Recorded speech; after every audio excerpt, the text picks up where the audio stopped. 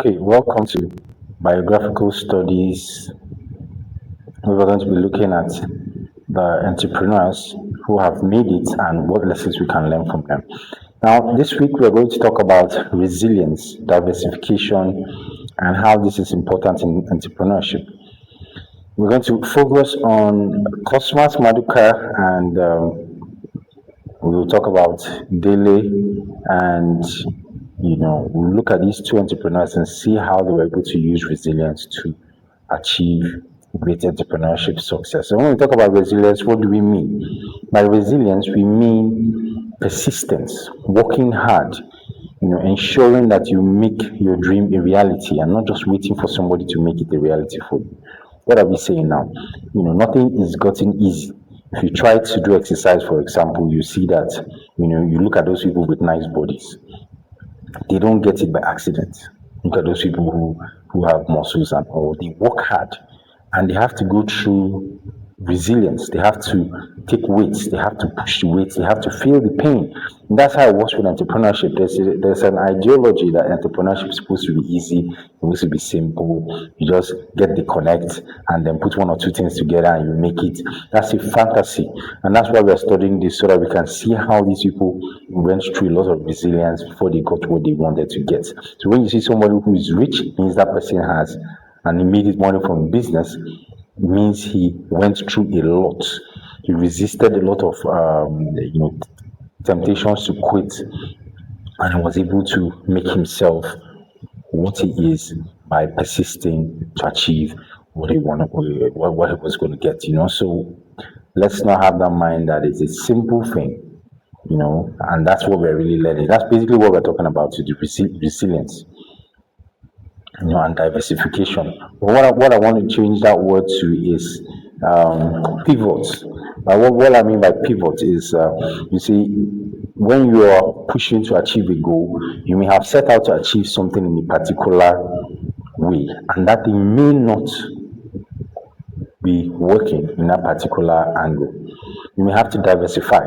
Say, for example, you say, let's use the example of exercise. You want to start doing exercise, you want to be fit, and then you start running, and you find out that running is not working out for you. You can diversify, you can pivot, you can change from running to a different exercise that's more suitable. Like somebody who is resilient is not looking at the method that you use to achieve a particular goal. He's interested in results, and as entrepreneurs, you must be interested in results. So it's part of the resilience mindset. When you're resilient and you're trying to achieve something, you have to think about results, and where you have to diversify, where you have to pivot, where you have to change suddenly, you must be able to do so, and don't have it in mind that because I started this way I must finish this way. It doesn't work like that. Successful people like Cosmos went through these things. So let's just quickly go through what Cosmos did and see how he was resilient. I'm sure you could read what I had there already, and you could see that it was an orphan. Many of you are starting from disadvantaged situations and you're already giving up. You're an orphan doesn't mean you can't do anything. But more importantly, he went through internship, apprenticeship. You see, this is another lesson we have to learn. Yes, there are different types of apprenticeship. Apprenticeship doesn't mean you must go and serve under somebody per se. You could work for someone, you could get experience. And why is this important? You need that experience to be successful. Look at, he went into apprenticeship in spare parts, and he is now a spare parts multi-billionaire. He didn't become a media multi-billionaire. He became a spare part multi-billionaire. It's because he has experience in the field. You need that experience because experience will help you to know what to be resilient in, know when to pivot. When he had some challenges in his business, he knew at the point he should pivot, not because he's a magician, because he has experience in the field.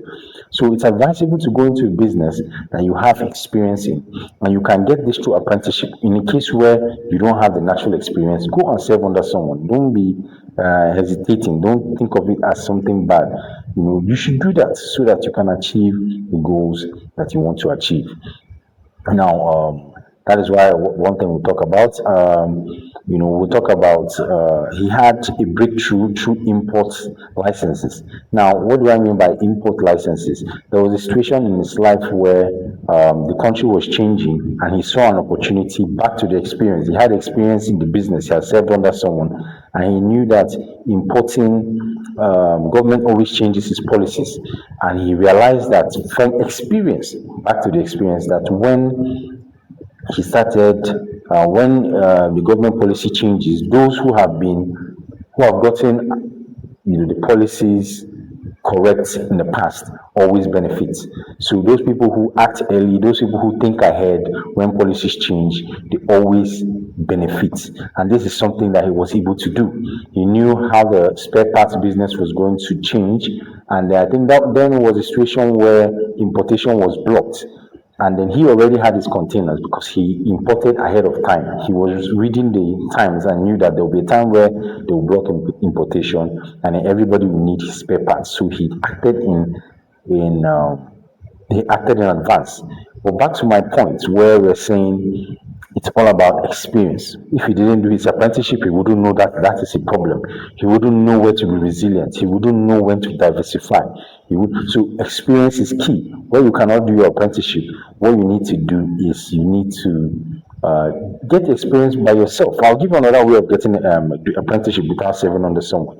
You can do a test model of a business. If, for example, you have a business and in that business is baking, you don't have anybody to do apprenticeship under. You can be an apprentice to yourself by baking a little bit of cookies, for example, giving people to taste, see their reaction, and then get experience from that. All is part of experience. What I'm only saying with this biography snapshot is that we don't want you to go and get or start a business without experience, because you wouldn't know how to be resilient, you wouldn't know where to diversify, you wouldn't have that information and knowledge. And this is one of the things that made him. We're going to break this down into different parts so that you can take it into bite sizes. So this is part one of the biography where we're going to talk about Cosmos Maduka. And today we focused on the fact that he was resilient, the fact that he was able to diversify, but more importantly, we specified on the fact that he was able to do this because he had experience. The general topic we're going to be talking about resilience and diversification, pivoting. However, in this particular video, we have focused on the part that experience has to play. Before you do anything, you must get experience. You can't serve under someone, then you can create a model, create a sample, share to people, see how they respond, and that could be your experience. And don't say you want to go and invest any money without getting that experience, because there are some things that you cannot imagine. There are some problems you cannot preempt. You will only know about these problems when you are in the field. So either you work with someone and be in the field, and then, or you build your own experience by coming up with samples and testing out your product. When you have gotten this full experience, that is when you jump and start making policy decisions. And I'll conclude with this. If he didn't have the experience, he wouldn't have known the importance of a license. It is somebody who has been in that field for long, who has been thinking about it, working, seeing how things work in that field, that will make him know that this import license is something you need to get now. So I'll end with this. Now, when you're doing your experience and you're getting your apprenticeship, it's not to just do it because you're trying to get a job. You're doing it as a study. It's a case study where you are studying how people are doing it live. You are getting your own tips and you're coming up with your ideas. So your business ideas should not even come up in a vacuum. It should come from experience, either apprenticeship or your own self-generated experience from practice. That's where your idea should come up from. You can have the general idea of what business you want to go into, but then go and get your apprenticeship and then build on those ideas. Before you say you want to invest one kobo or any significant money, it should be after you have gotten your experience and you have known that inside this area, I'm a barber, I have gotten a feel of the environment, so that you can make very good decisions. You know where to be resilient, you know where to pivot and diversify. And we'll end this video for here. This is part one of this study on 4, and we're going to go into week 5 next.